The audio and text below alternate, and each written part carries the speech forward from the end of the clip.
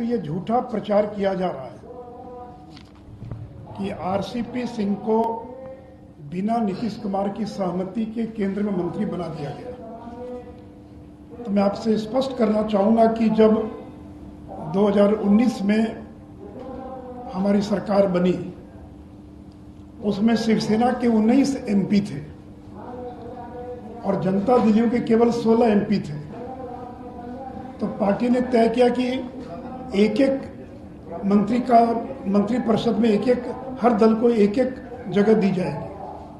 क्योंकि जब हम शिवसेना को एक दे रहे हैं तो किसी अन्य को ज़्यादा देने का कोई सवाल ही पैदा नहीं होता था।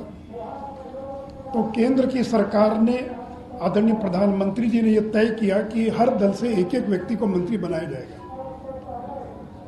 और जब जनता दलियों के नेता नीतीश जी से बातचीत की गई तो उन्होंने बाद में कहा कि हमारे दल में लोग किसी नाम पर एकमत नहीं हो पा रहे हैं, इसलिए अभी छोड़ दीजिए, बाद में देखा जाएगा। तो मैं फिर इस बात को दोहरा रहा हूं, उन्होंने कहा कि हमारे दल में किसी नाम पर सहमति नहीं बन पा रही है, इसलिए अभी छोड़ दीजिए, बाद में देखा जाएगा। और जब दूसरी बार मंत्रिपरिषद का विस्तार हो रहा था, उसमें स्वयं अमित शाह जी ने मुख्यमंत्री को टेलीफोन किया और कहा कि कोई एक नाम दे दीजिए।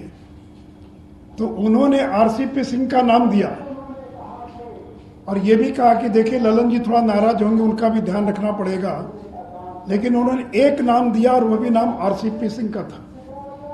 तो जब उन्होंने एक नाम दे दिया तब केंद्रीय मंत्रिपरिषद में उनको शामिल किया गया। तो इतना सफेद झूठ, इतना सरासर झूठ, इस प्रकार का झूठ कि आरसीपी सिंह को बिना पूछे बना दिया गया। अगर बिना पूछे बना दिया गया तो आखिर 1.5 साल तक वो कैसे केंद्र की सरकार में मंत्री बने रहे? आप तो इतने ताकतवर थे कि एक दिन में उनको हटवा सकते थे। तो आपने तो कभी विरोध नहीं किया, कभी नहीं कहा कि उनको हटा दिया जाए। तभी तोड़ना हो तो तोड़ दीजिए, लेकिन इस प्रकार के झूठ का प्रचार ये नहीं करना चाहिए। अब मित्रों, जो दूसरा प्रचार किया जा रहा है कि जनता दलियों को तोड़ने की कोशिश हो रही थी, उदाहरण दिया जा रहा शिवसेना का। अरे शिवसेना हमारा सहयोगी दल थोड़ी ही था, वो तो वहां का सत्ताधारी दल था। आप तो हमारे सहयोगी दल थे। हमने सहयोगी दल रहते हुए कभी किसी पार्टी को तोड़ा नहीं।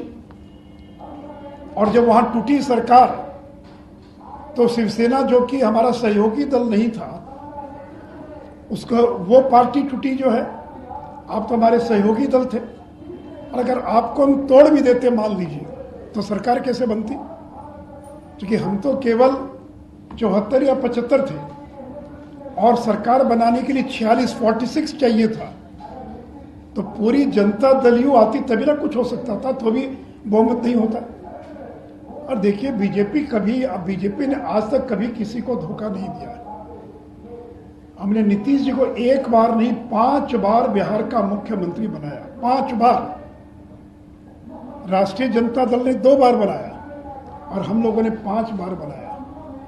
17 साल का हमारा संबंध था, लेकिन आपने दोनों बार एक झटके में तोड़ दिया। और मित्रों, मैं आपको याद कराना चाहूंगा, पुराने पत्रकारों को याद होगा, 2005 नवंबर का जब विधानसभा का चुनाव हो रहा था, समता पार्टी में 2 गुट हो गया। जॉर्ज फर्नांडिस, दिग्विजय सिंह, प्रभुनाथ सिंह, ये लोग नहीं चाहते थे कि नीतीश जी का नाम घोषित किया, वो तैयार नहीं थे। और मैंने बिना पार्टी से पूछे मैंने उनके नाम का ऐलान किया कि 2005 में नवंबर के चुनाव का मुख्यमंत्री का उम्मीदवार नीतीश कुमार होगा, और पार्टी ने उस पर मोहर लगाई। तो जिस बीजेपी ने आपको 5 बार बिहार का मुख्यमंत्री बनाया, आपके पार्टी के विरोध के बावजूद आपके नाम का ऐलान किया और आपको मुख्यमंत्री बनाया, उस पार्टी को आपने धोखा दे दिया। और देखिए मित्रों, ये जो विश्वासघात है, ये केवल बिहार की जनता के साथ विश्वासघात नहीं है। 2020 के अंदर वोट मिला नरेंद्र मोदी के नाम पर, आपके नाम पर वोट नहीं मिला।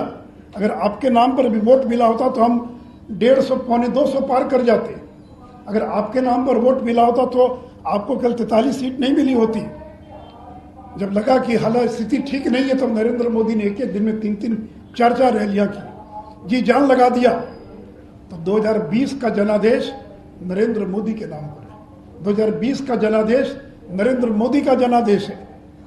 और 2020 में जब नरेंद्र मोदी आए, तो ये तो समाज के सभी तबकों का वोट मिल रहा था, कि जो अति पिछड़ा समाज है, जो 30-35% है, क्योंकि नरेंद्र मोदी अति पिछड़ा समाज से आते हैं, अति पिछड़ा समाज उनको अपना नेता मानता है। अति पिछड़ा का एक एक वोट गिनकर नरेंद्र मोदी की झोली में पड़ गया, तब आप मुख्यमंत्री बने और तब बिहार के अंदर हमारी सरकार बनी।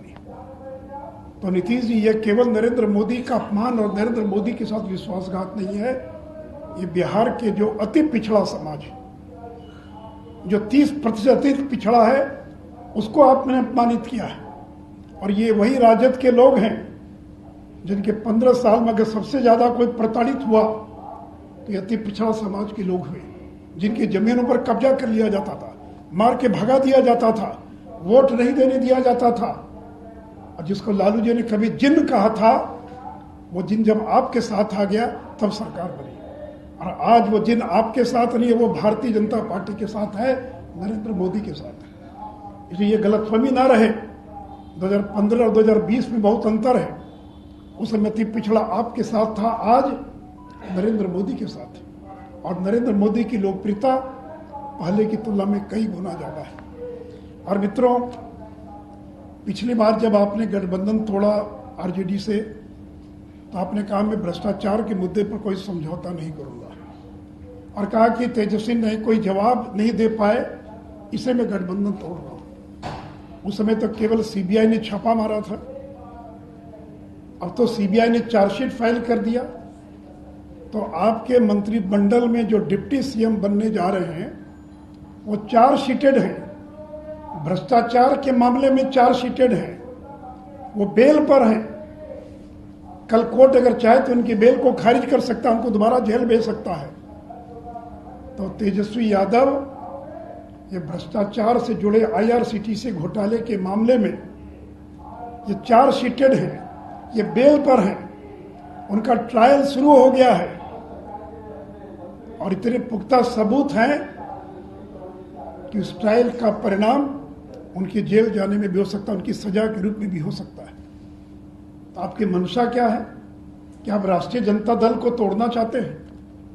क्या आपकी साजिश है कि राष्ट्रीय जनता दल को तोड़कर और मैं बिहार का मुख्यमंत्री बना रहा हूं? लालू जी तो बूढ़े हो गए, बीमार रहते हैं, ये लड़का कब जेल चला जाएगा पता नहीं है। तो मित्रों, इसलिए मैंने कहा कि लालू जी ने कहा था पलटू राम, बीजेपी ने नहीं कहा था। इसलिए ये कल राष्ट्रीय जनता दल को भी धोखा दे सकते हैं, इसलिए राजद के नेताओं को भी और सावधान रहने की आवश्यकता है। मित्रों, उनकी महत्वाकांक्षा को लेकर बात हो रही है। मित्रों, मैं आपको बताना चाहूंगा कि उनके नजदीकी लोगों ने कई बार प्रयास किया कि उनको उपराष्ट्रपति का उम्मीदवार घोषित कर दिया जाए। उनके लोग आए, हमारे नेताओं से मिले और कहा कि नीतीश जी को उपराष्ट्रपति बना दीजिए, बिहार में आप सरकार चलाइएगा आप लोग। लेकिन जब बीजेपी का अपना बहुमत है तो हम किसी दूसरे को क्यों उपराष्ट्रपति बनाते? तो पता नहीं, मुझे शायद यह भी कोई कारण हो सकता है। और मित्रों, नई सरकार बन गई है, आज शपथ ग्रहण होगा और मैं केवल राष्ट्रीय जनता दल को स्मरण कराना चाहूंगा कि तेजस्वी यादव ने